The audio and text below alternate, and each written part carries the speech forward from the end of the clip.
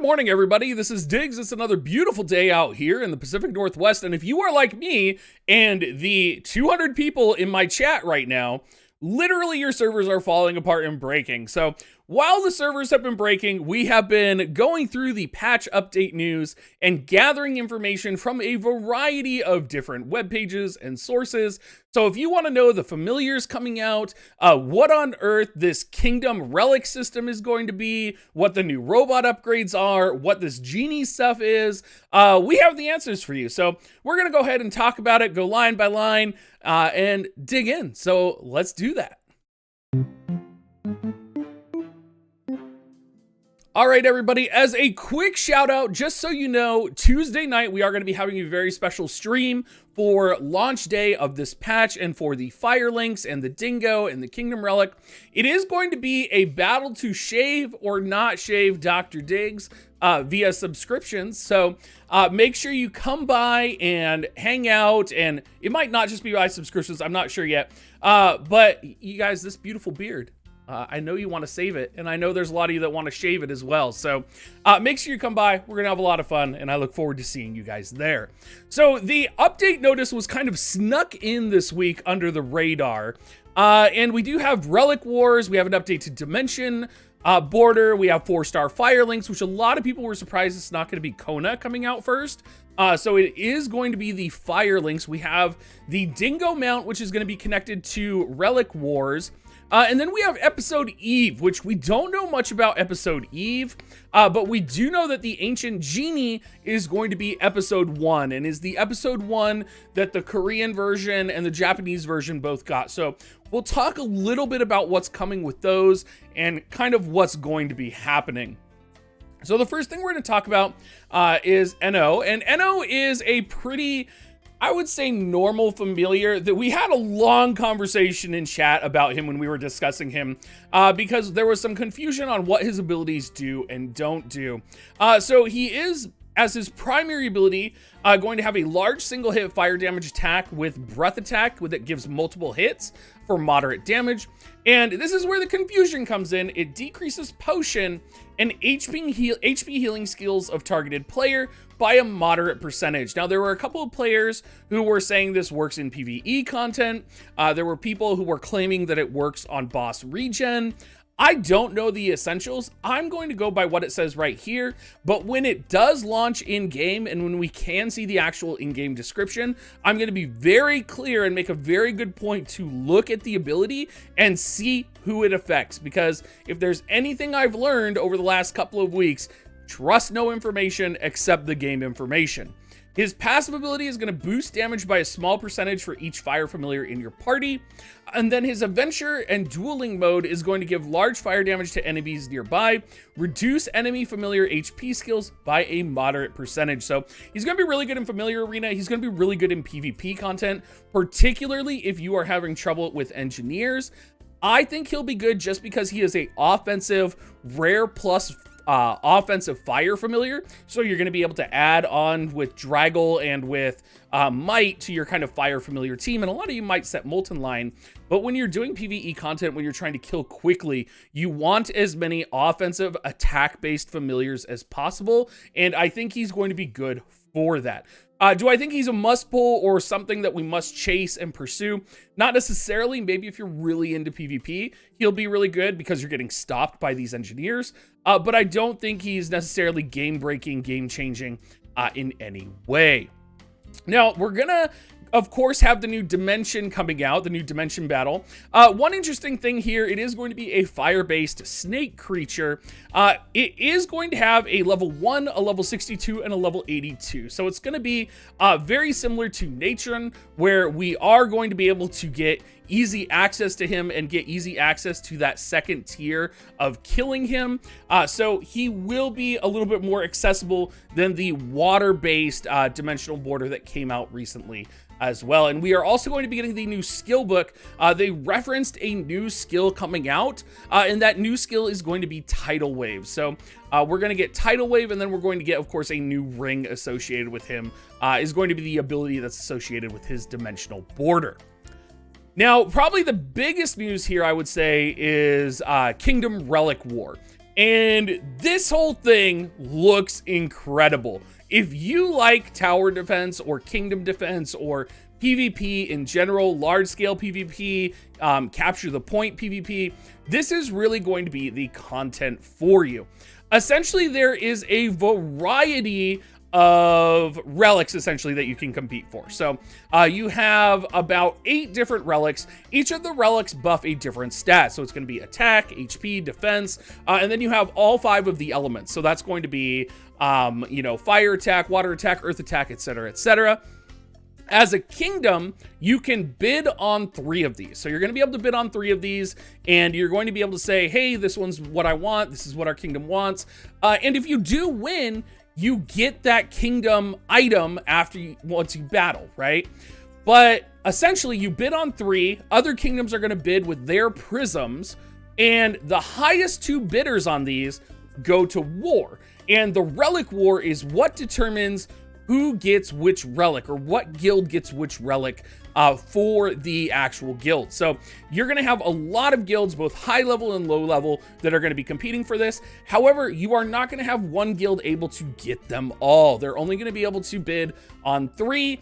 You can get the other buffs by purchasing the buffs from the other guilds. So let's say Light, our friendly, powerful whale guild on our server, gets the attack-based one, which I'm sure they'll go after.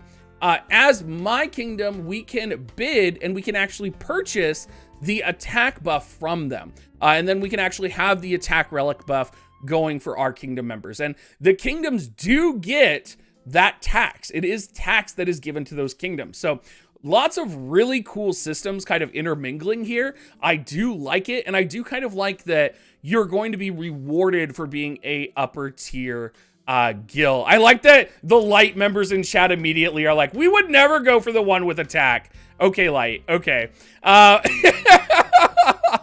If you do lose your bid, it is important to know that your funds will be refunded.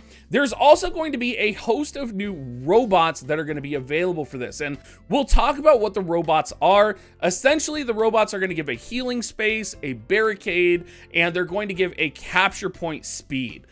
So that's kind of what they're going to be giving, and you'll be spending a little bit more. And then we have the actual map. Now, the map is going to predominantly have 3 forces on each side. On the left side, the right side, and then 1 spot in the middle. You do want to capture both of them, or you do want to capture the middle if you can. The middle does give more points. So it's going to be a bit of a strategy game here. You are going to have a point total that you have to reach, and then you are going to have to reach that. And when you come down here a little bit more, it kind of shows that, let's say, for example, Tortilla from Light is, not to pick on him, but he's the Light member in chat right now. Tortilla is right there, and he's on the capture point. But then you have 5 Mole Colony members there, right? And Tortilla's just killing us one after the another because he's a mega whale, and he's spent money to enjoy crushing us. We're still going to capture the point because on that point, we outnumber them 5-1. So it's going to be very, very fun and very interesting. And I am a little curious. I haven't talked to tons of people yet, but I'm wondering what happens if you have 3 Kingdom Wars at once or 3 Relic Wars at once, if they're all at different times, which I imagine they probably will be, but it'll be kind of interesting to see how that works out. You win by reaching the max target points first. There are a couple of gimmicks here. So if you see the dragon head here, this is going to be healing. There's going to be a neutral monster you can kill right here, which will give you extra buffs to your team. And then, of course, the teleports are going to teleport you blue to blue and red to red. So this is going to be really encouraging, of course, Discord communication. We're going to see a lot of stuff going on here. You're going to have things like Funya dolls, which are given by the robot. So you can place a robot to have Funya dolls, which will help you capture points quicker. You can have barricades here, which will barricade walls. And I believe they have to break through. I'm not sure if they break through or if they just hinder the walls. And then you also have a healing shield barrier as well.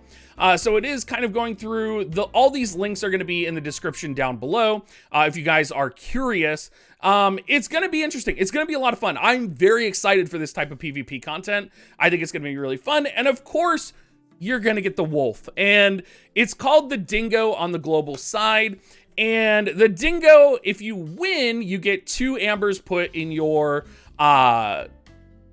kingdom's auction house, which you can bid for, along with 2 black dies. And then if you lose, you still get 1 wolf amber put in your kingdom's auction house. So even if you're just competing, right, or you're losing, you're still going to get a lot of wolf ambers. And if you consider maybe you're doing multiple wars, right, it's quite possible that you could get upwards of 6 if you're winning, or minimum 3 every week. And when you do get the wolf or the Dingo, he does start at 3 stars. So it's going to be pretty cool. 25th Bam in chat does say that the enemy will only do 1 damage to the barricade. So I'm guessing the barricade is going to be pretty good at delaying your opponents. While we are talking about the Dingo, though, a lot of people probably want to know what the stats on the Dingo are. And while I have not done a kind of mount tier list video yet, the Dingo is going to have defensive power, HP, and evasion. I think the fact that it has defense, HP, and evasion, the only other thing I would have wanted is accuracy instead of HP potentially. So the way I see it, defense and evasion are 2 of the most important stats, as well as accuracy and evasion, especially on mounts, which is why I love the bird so much. I think the wolf is one of the better mounts that are in the game because you're going to be able to 6-star him relatively easily, and he's going to give really good stats. Now, I'm going to make a mount video here really soon talking about all the different mount stats and why I think the bird is the best mount. But I think the fact that he has both evasion and defense and HP means he would be really good for like a swordsman main or maybe a destroyer main. Someone who's going to be taking hits but also could benefit from evasion. I think all of this is going to happen. Now, we do know episode Eve is coming out, as they called it on the update here. And we don't know what episode Eve is, but we do know what the Ancient Genie is going to be. So when the Ancient Genie comes out, this of course is thanks to Thin Bear in my Discord. If you guys aren't familiar with Thin Bear, he is a Taiwanese-based player that plays that version of the game. So he does have access to some of the updates that come through. And this is one of the big major updates that the game is coming. So this might not be coming this week. This will probably be coming 2 weeks from now, and we're just going to get a preliminary. But it's going to be the first major update where we'll get a specific episode dungeon. We'll get specific costumes. We'll get a lamp going on. It means we'll probably get this new Earth-based familiar. And then we're probably going to have a lot of stuff going on. So episode Eve will be a pre-episode event, it sounds like. This is going to have a normal dungeon associated with it, which will be a 1-player and a 5-player based content. And there's also going to be challenge-based content as well. So you're going to be able to compete for different scores to potentially get either different gears that are exclusive to getting those scores. So there's a variety of rewards that are going to be very rank-based, which a lot of players are probably going to enjoy. Of course, with Lava Valley having bots all over in it, it will be pretty nice to have access to a PvE event that you can compete in, where you're not necessarily going to have to worry right now about a lot of bots competing to get in. Anyway, everybody, this is what we did while our server was crashing. If you are new to my channel, please hit the subscribe button. I am trying to reach out to new Ni no Kuni viewers all the time right now. I'm trying to get them in my channel, trying to spread information and good information if I can. And hopefully I'll see you guys on stream tomorrow for the Save the Beard or Save the Shave or whatever I'm supposed to call it for our stream tomorrow night. So thank you so much, everybody, and I will see you guys next time.